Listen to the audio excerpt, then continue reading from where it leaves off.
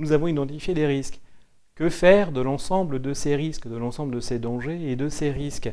Eh bien, nous l'avons vu en préambule, la norme ne vous demande pas, la norme ISO 9001 ne vous demande pas de mettre en place des actions face à tous les risques. Gardons le côté raisonnable de cette approche. Alors, comment définir ce qui est raisonnable de traiter ou pas, de prévenir ou pas? Eh bien, nous allons maintenant pondérer ces risques et en fonction de cette pondération, nous allons décider quels sont les risques ou dans quel cas il est nécessaire de mettre en place des actions. Nous allons à présent exploiter les risques déjà identifiés, le portefeuille des risques déjà constitué. Pour cela, nous allons utiliser un tableau Excel, une feuille, un support Excel. Nous représentons ainsi dans ce tableau les risques qui ont été identifiés avec l'approche 5M et le diagramme d'Ishikawa. Nous retrouvons pour la main-d'œuvre, par rapport aux deux thématiques que nous avons explorées, les risques effectifs insuffisants et puis les 6 autres risques que nous avons identifiés. Pour cette démonstration, cette feuille Excel comporte ici un certain nombre d'indicateurs qui ne font pas partie du tout de la méthode, qui sont simplement des facilités pour cet exercice. Alors, qu'allons-nous mettre en œuvre afin de passer de ce portefeuille des risques aux actions? Tout d'abord, nous allons pondérer ces risques selon 3 critères. Nous avons choisi 3 critères de gravité, fréquence, maîtrise. La gravité étant l'impact sur la prestation, sur la capacité à mettre en œuvre les processus, pourquoi pas également à satisfaire les clients du risque s'il devait se produire. La fréquence, parfois appelée occurrence, est ce que l'on estime être la probabilité d'apparition de ce risque. Enfin, nous avons choisi un 3e indice, un indice de maîtrise, qui est la capacité aujourd'hui, dans l'état actuel des actions, du système de management et des dispositions, de pouvoir se prémunir de ce risque ou de pouvoir se prémunir correctement de ces différents effets. D'autres matrices pourront par exemple prendre la gravité, l'occurrence, la détection, la capacité à détecter. Je vous invite à voir la partie trucs et astuces pour avoir une liste des principaux critères habituellement utilisés que vous pouvez mixer. Nous avons choisi 3 critères, on aurait pu en prendre 4, comme ça peut être le cas parfois dans certaines analyses de risque. Il est primordial de définir des échelles de cotation pour chacun de ces critères. Nous avons choisi une échelle simple qui fonctionne très bien dans une analyse de risque, une échelle allant de 1 à 3. Par exemple, allant d'une gravité relativement faible, voire d'un impact qui est invisible du client et pourquoi pas invisible même de l'organisation, jusqu'à un impact tout à fait possible, voire un impact important, critique, qui pourrait conduire même à mettre en cause la pérennité du système de management, la pérennité de l'entreprise. Pour la fréquence, même échelle de 1 à 3, de très peu probable, c'est possible à 2, voire c'est très probable, ça ne demande qu'à arriver, ce sera alors la notation de 3. Et pour la maîtrise, nous allons d'un risque parfaitement maîtrisé à certaines dispositions de maîtrise existantes, mais qui pour autant ne garantissent pas l'absence de survenance de risque, jusqu'à pas de disposition de maîtrise particulière, en tout cas pas pour l'instant. Il est intéressant, par exemple, de mettre ce tableau, ou en tout cas de mettre cette échelle dans le document. Cela vous évite d'avoir une procédure qui, par ailleurs, aurait besoin de décrire ces différents niveaux. Nous intégrons également à ce tableau, ici, des observations, ou en tout cas des commentaires, pour décrire le pourquoi, pour justifier la note de maîtrise et indiquer ici ce qu'il va être considéré comme permettant de maîtriser par exemple à 1 ou à 2 ce critère de maîtrise. La criticité que nous évaluerons pour chacun des risques sera tout simplement calculée par l'indice de gravité ou la note de gravité multiplié par la note de fréquence multiplié par la note de maîtrise. Par exemple, un risque qui aurait une faible gravité, très peu probable et parfaitement maîtrisé, conduirait à avoir une criticité de 1 fois 1 fois 1, une criticité de 1. A l'inverse, une gravité avec un impact important, une fréquence ou une probabilité pratiquement certaine, et aucune disposition, aurait donc une note de 3 fois 3 fois 3 de 27. Voilà le principe de base selon lequel nous allons pondérer donner des valeurs de criticité au risque et vous le verrez ensuite, définir pour chacun les nécessités d'action. De la même manière, il est important de définir quelles sont les criticités qui vont conduire à une action, de définir des seuils. Dans l'exemple que vous avez ici, les seuils ont été pour l'instant retenus de manière arbitraire. Nous verrons tout à l'heure comment définir ces seuils de manière fine. Ici, de 1 à 7, il n'est pas nécessaire de déployer une action. Pourtant, si cela est souhaité, une action peut tout à fait être mise en œuvre. De 8 à 14, il n'est pas non plus nécessaire de mettre en place une action. Cependant, le fait de ne pas mettre en place d'action, de ne pas planifier d'action, doit être clairement justifié et enregistré. C'est un deuxième degré de criticité. De 15 à 27, considéré comme une criticité forte, là, le choix est de systématiquement mettre en œuvre une action. Cas échéant, si cela n'est pas possible, on pourrait imaginer par exemple un risque lié au contexte. On n'est pas forcément maître, voire on est rarement maître du contexte. Dans ce cas-là, s'il n'est pas jugé possible de mettre en place une action, ce risque-là doit être accepté par la direction, par exemple en revue direction.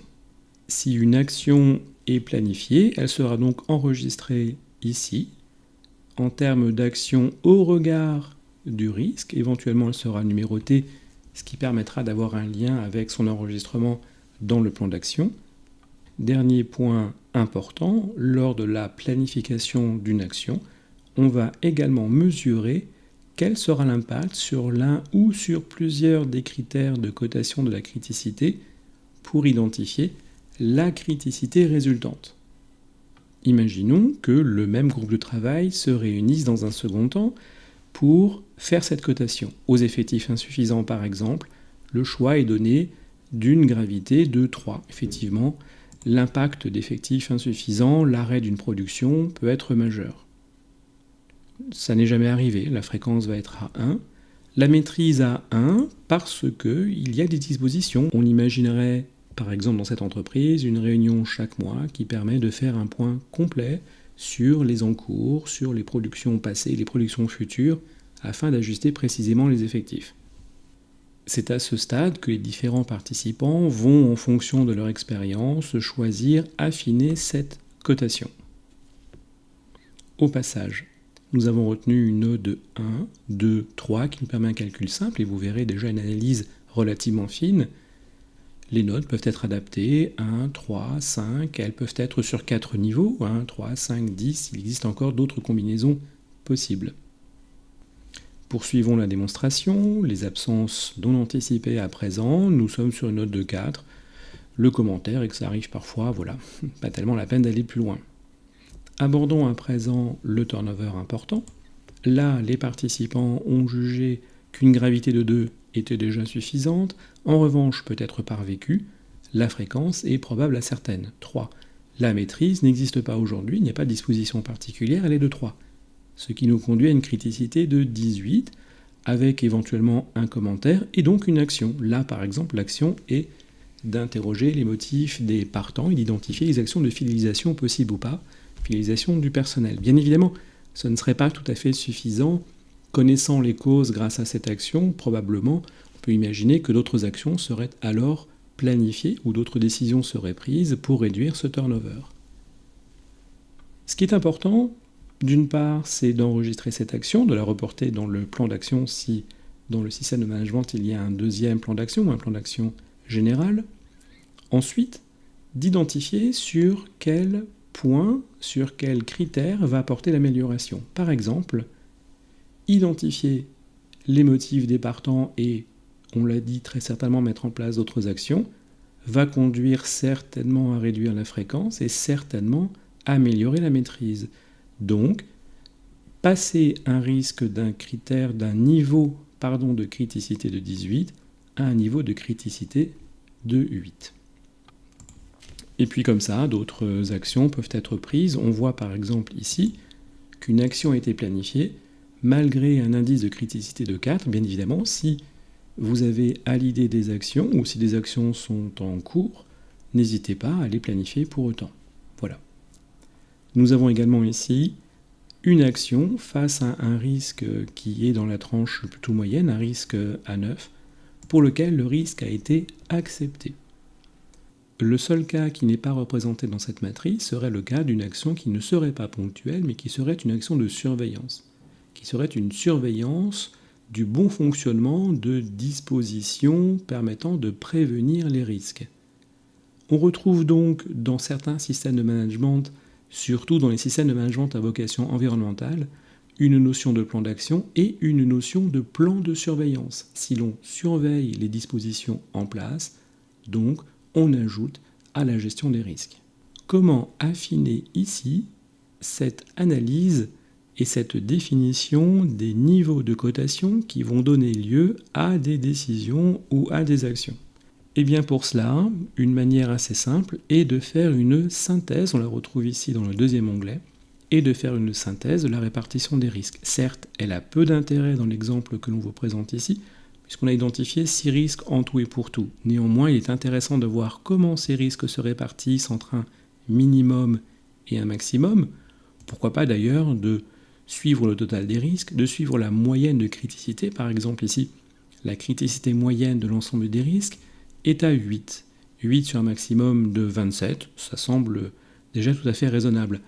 On peut même se dire qu'une entreprise qui aujourd'hui a ses risques plutôt dans la première moitié de cette échelle de maximum possible, ça semble tout à fait représentatif d'une entreprise qui a déjà affronté des risques et qui a déjà mis en place des choses, qu'elles soient sous forme formelle dans le système de management de la qualité ou pas, mais en tout cas une entreprise qui a déjà vécu. Une entreprise qui verrait l'ensemble de ses risques ou la majorité de ses risques plutôt vers le haut de la criticité aurait certainement aujourd'hui d'autres questions à se poser que de savoir s'il faut mener une démarche de maîtrise des risques et des opportunités ou tout simplement une démarche de qualité. Là, il y a urgence. Autre point qui peut être intéressant, et nous en parlerons dans les trucs et astuces, en fonction du volume des actions, il est parfois difficile d'arriver à trouver quel peut être raisonnablement les différents seuils. Là, on imagine bien, par exemple, qu'il y a un seuil à peu près à la moitié, un seuil aux alentours de 10, 11, 12. On peut considérer que tout ce qui se trouve avant ne nécessite pas forcément d'action corrective.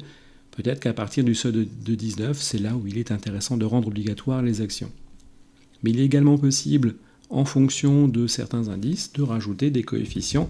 C'est un point que nous explorons ensuite dans les trucs et astuces à la toute fin de cette formation. Revenons à notre onglet d'analyse des risques. Ce qui est donc important en résumé est pour chaque risque identifié de mesurer sa criticité et selon des seuils définis, de mettre en œuvre ou pas une ou plusieurs actions correctives.